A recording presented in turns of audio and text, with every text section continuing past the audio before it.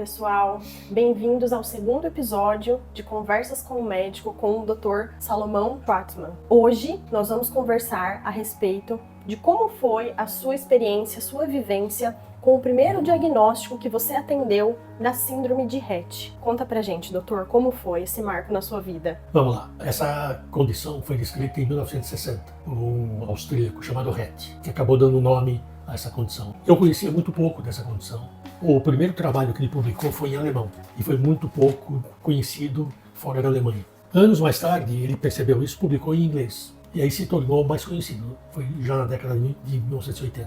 Passou a ser mais conhecida e chegou ao Brasil de uma forma mais intensa alguns anos depois. Então, como é que eu entrei nessa história da síndrome de Rett? Eu acompanhava uma menina que tinha um quadro que eu não conseguia caracterizar. Ela teve um início de vida aparentemente normal. Por volta de 1 ano e meio, 2 anos, ela começou a perder habilidades que ela já tinha antes. Primeiro motor. Certo. Depois verbal. Verbal. E à medida que o tempo foi passando, além de ela não poder mais usar mãos e pernas de uma forma proposicional, ela começou a desenvolver umas estereotipias de ficar fazendo assim com as mãozinhas o tempo inteiro. Eu acompanhei essa menina por muito tempo, a gente não tinha diagnóstico. Todos os exames que foram feitos foram negativos. Então, que diagnóstico que a gente fazia naquela época? Um nome feio, que é assim, encefalopatia crônica da infância, não progressiva.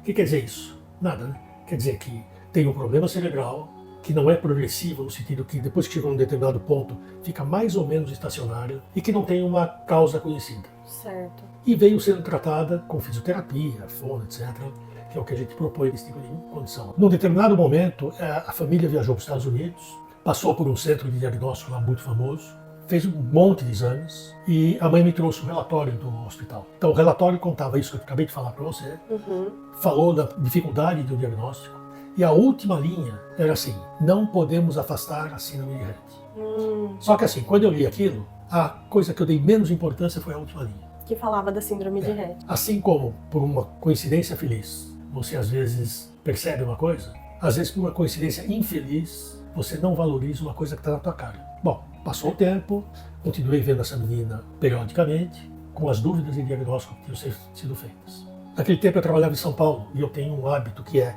eu vou para o consultório cedo, em geral 10 horas, 10 e meia, eu paro na hora do almoço, que eu tomo um lanche, e dou uma olhada nas revistas médicas que estão chegando do mundo todo. Então é um momento ali de lazer e dar uma olhada. Então nesse dia particular eu estava comendo meu sanduíche, recebi uma revista que chama Arquivos Brasileiros de Neuropsiquiatria, onde se descrevia a bendita síndrome de Rett. Síndrome de Rett. Lá estava. Mas eu não liguei a outra. Aquilo ficou meio apagado na minha cabeça, né? Li, achei interessante. Quem publicou foi um médico do Hospital das Clínicas, o Sérgio Rosenberg, ele e o grupo dele. Fechei a revista, acabei o sanduíche, escovei os dentes, entrou a primeira consulta. Uma menina no colo do pai, com a fazendo mesma... assim, sem parar. Aí o pai falou para mim assim, você é o último médico que eu vou consultar, porque eu já passei por um monte de gente e ninguém faz o diagnóstico. Aí eu olhei para a menina e falei assim, eu fiz uma cara de sábio. Falei assim, isso é síndrome de Rett. Não acredito, doutor. Aí o cara falou assim, como assim? Eu falei assim, olha, eu acabei de ver, né? E era mesmo. A história típica, tudo como a literatura falava. Serendipidade. Acho difícil falar que é só coincidência, né? Acontecem coisas quando você é médico, também na área de vocês, que não tem muita explicação, né? Eu vou te dar outro exemplo de serendipidade. O meu filho, quando era pequeno, no Guarujá, ele foi brincar com um gatinho. E o gatinho arranhou todo o braço dele. A gente fez um curativo, o gatinho ficou muito bem, obrigado. Algum tempo depois, o André começou a ter uma doença caracterizada por aumento dos gânglios, febre muito alta, e a suspeita foi de linfoma, que é um tipo de câncer muito grave. E aí leva no médico, leva no outro, não tem que funcionar, não tem que operar, não tem que abrir, tem que fazer não sei o quê. E eu tava com muita pena do André, ele era muito pequenininho, ia ser muito traumático. E eu tava naquela coisa assim, faço, não faço. Aí eu tava em casa um dia, lendo um livro de medicina, que é um manual que tem tudo o que se conhece sobre medicina de um modo geral, de forma muito sucinta. Certo. Que é um manual que a gente usa eventualmente. Eu abri o manual e olhei lá, doença do arranhão do gato. O que isso dá? Gânglios aumentados, febre alta e antecedente de ter sido arranhado por um gatinho. Então eu fiz o diagnóstico da síndrome do arranhão de gato do André, e aí eu falei para o infectologista que estava cuidando do André, né? E o cara foi atrás e era isso mesmo. Então acontece isso? Sim. E aí começa a minha história com a síndrome de Rett. O que me levou a interessar mais por isso? Eu vi aquela primeira menina, confirmei o diagnóstico dela. Com o passar do tempo, o diagnóstico ficou mais fácil, porque surgiu um diagnóstico genético, por causa dessa condição genética. E descobriram, depois de algum tempo, um teste genético que identificava a mutação num determinado gene. Então hoje um paciente consegue fazer esse teste, Sim, facilita. Na imensa maioria dos casos. Tanto assim que hoje, quando você tem uma criança pequenininha, principalmente menina, porque é predominantemente em meninas afetadas, que são muito hipotônicas, muito molinhas, que o pai te diz, olha, ela já fazia, tchau, deixou de fazer, pode ser um monte de coisas. Mas a gente já pensa assim, vamos afastar a síndrome de Rett. Eu tenho hoje um exame que permite dizer assim, é ou não é. Ou não é. A minha mulher, a Silvana, ela foi presidente de uma associação chamada ABRET, Associação Brasileira da Síndrome de Rett, que foi fundada por vários anos, atendia várias famílias e começou a fazer pesquisa a respeito dessa condição. Por eu ser marido da Silvana e gostar da síndrome, eu acabei sendo médico da ABRET. Então eu tive a oportunidade de ver muitas meninas, centenas de meninas do Brasil todo.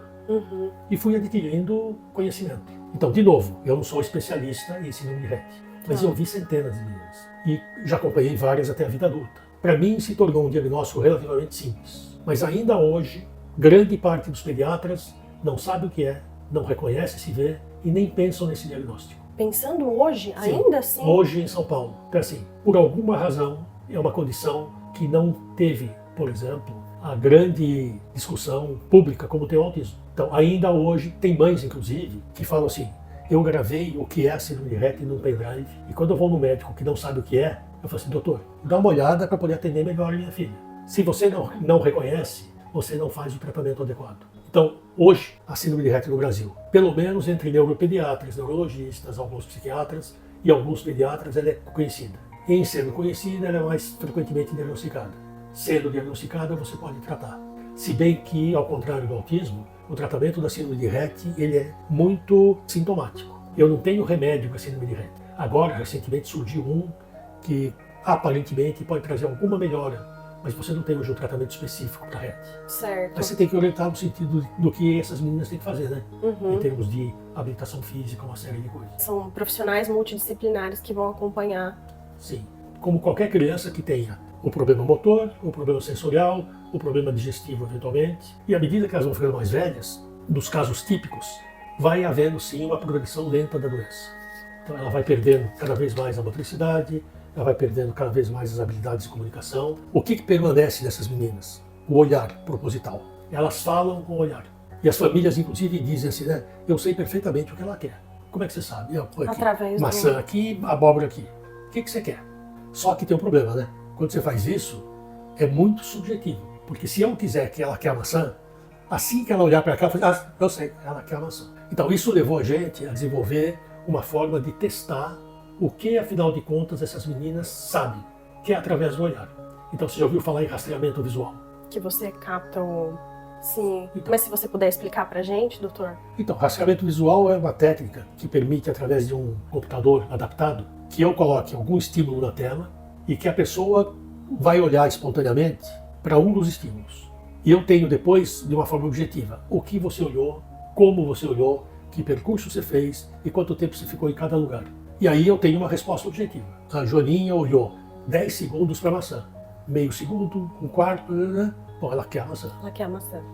Mas aí você pode fazer a coisa mais complexa. Por exemplo, será que ela pode me dizer sim ou não? Bota um sim e bota um não. Treina ela por algum tempo. Fulaninha, você quer comer? Não. E aí, o limite é a tua imaginação de cientista. Certo. Você vai complicando cada vez mais, até o ponto de você desenvolver uma forma de comunicação alternativa com um gerador de voz, que essa menina, se ela tiver cognição, se tiver comportamento ocular adequado e se entender o que você quer, porque algumas não entendem qual é a tarefa, você pode colocar coisas do tipo, mamãe, eu quero xixi. Certo. Basta ela olhar para aquele lugar. Então, hoje você tem no mundo e aqui no Brasil, inclusive, muitas meninas com síndrome de Rett que se comunicam com esse equipamento em casa. Ela tem que preencher alguns habilidades. Mas uma vez desenvolvida, você pode fazer isso. Então, o grupo de pesquisa com que eu trabalhei muito tempo, a gente se envolveu nessa pesquisa que resultou num monte de dissertações de mestrado e doutorado. E o que a gente fez? O quanto essas meninas reconhecem cor, o quanto essas meninas reconhecem tamanho, o quanto elas reconhecem posição no espaço. E a gente foi publicando isso, né? O dado ruim dessa história é que, ao contrário do que as famílias falam, a maioria delas são muito comprometidas do ponto de vista cognitivo. Então, para você ter uma ideia, as meninas mais velhas que a gente testou, as melhores tinham um comportamento do rastreamento visual compatível de uma criança típica de 2 anos e meio. Por que isso é importante? o que eu vou investir no tratamento. Se for verdade que elas têm essa limitação, para com essa história de psicopedagogia, de tentar alfabetizar. Vamos usar aquilo que uma criança de 2 anos e meio faz. Necessita. O básico. Então, só que boa parte das famílias não aceita isso. Claro, esse tipo de avaliação tem seus limites. Assim, eu não sei direito o que está acontecendo na cabeça dela. Eu sei o que ela está manifestando pelo olhar. Mas ela pode estar de saco cheio. Eu tinha uma menina que, inclusive, durante o teste, quando ela ficava muito incomodada, ela dormia. Ah, uma maneira de protesto, né? Não ela quero sentava mais. na frente do computador, fechava o olhinho, bastava você falar uma coisa que ela tem interesse e ela acordava. Ela acordava novamente. Então ela tinha um jeito super eficiente de falar assim, olha, não quero fazer isso aí. E várias outras talvez não quisessem fazer. Várias talvez não tenham entendido qual é o mecanismo dessa história.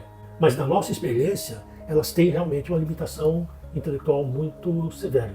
Mas uma coisa interessante que ficou patente na pesquisa, quando você compara rastreamento visual de meninas com RET, de pacientes com autismo na mesma idade e crianças típicas, as meninas RET têm mais interesse em figuras sociais do que em crianças normais. Então parece que esse aspecto da cabecinha delas está extremamente desenvolvido. É importante isso? Claro que é importante. Porque eu vou trabalhar naquilo que eu sei, ao que ela responde melhor. Então isso para nós foi muito interessante. A gente levou isso inclusive para congressos mundiais. O Brasil foi pioneiro nesse trabalho com meninas RET. O trabalho da gente foi o primeiro no mundo. Até então, era tudo chutado, né? Acho que elas sabem, acho que elas não sabem. Sem dados, sem... Não tinha dado, né? E esse equipamento que não é tão complicado, hoje em dia se compra facilmente no Brasil, se bem usado, te dá esse tipo de resposta. Muito então a minha vida com a síndrome de RET foi esse percurso. Então acabei adquirindo amigos, né? Por conta disso. A gente se frequentava os mesmos lugares. E para encerrar, doutor, que conselho você daria para os profissionais, para os médicos nesse caso, que estão se deparando com a dificuldade ou estão ingressando agora nesse universo do RET? Estudem, né? Estudem. Estudem. Buscar o conhecimento Sim. acima de tudo. Você vê uma criança que você não tem diagnóstico, que você não sabe o que é. Tem algumas características marcantes. Entra na internet, não precisa nem estudar profundamente. Entra na internet hoje, põe lá, menina que teve uma regressão no comportamento, não para de esfregar as mãozinhas, deixou de falar. A primeira coisa que vai aparecer é RET. E aí você vai atrás, né? Levantou a suspeita, confirma o diagnóstico. Confirmou o diagnóstico, orienta a família. Qual é a notícia triste que você dá para a mãe nesse momento? É uma condição grave, nos casos típicos vai piorar com o passar do tempo. As nossas meninas no Brasil têm morrido muito por volta da adolescência. Mas a gente tem casos aqui no Brasil com 60 anos, ainda viva. Não é o habitual. Uma coisa que eu não falei que é importante é que isso que eu descrevi é o que a gente chama de caso típico, porque existem casos atípicos da síndrome de RET. Algumas continuam andando até o final da vida, algumas continuam falando, algumas têm um comportamento muito parecido com uma pessoa autista e não tem o resto. Então, o que eu descrevi é o caso típico. Então, hoje, a pesquisa da síndrome de RET não deve ser feita só no caso que te parece típico. Em algumas outras condições, vale a pena pesquisar. Porque essa mesma alteração genética que caracteriza a síndrome de RET, ela pode estar presente no autismo, por exemplo. Então, não é tão simples quanto eu disse, mas assim, o médico tem que ir atrás do diagnóstico, né? Buscar o conhecimento. Não tem outro jeito. Muito obrigada, doutor. Obrigada, pessoal. Aqui a gente encerra mais um episódio. Fiquem ligados.